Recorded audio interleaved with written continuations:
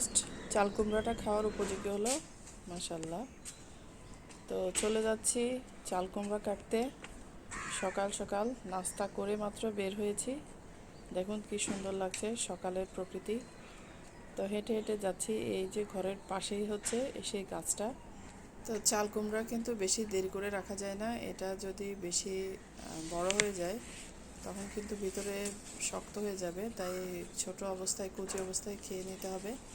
তো মাশাল্লাহ অনেক বড় হয়েছে, কাটলে আরও বোঝা যাবে, এখন বোঝা যাচ্ছে না।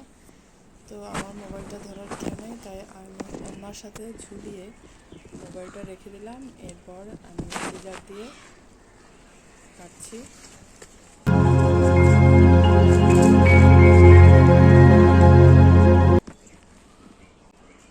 এই যে কেটে ফেললাম। মাশাল্লাহ অনেক বড় হয়েছে।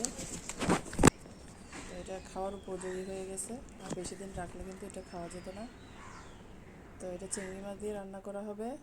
কে কীভাবে রান্না করেন কমেন্টে জানাবেন, তো সাজেস্ট করেন কীভাবে রান্না করা হয়। তো সবাইকে চাল কুমড়া খাওয়ার দাওয়াত রইল। এখন কেটে রান্না করতে হবে। ভালো থাকবেন সবাই। আসসালামু আলাইকুম।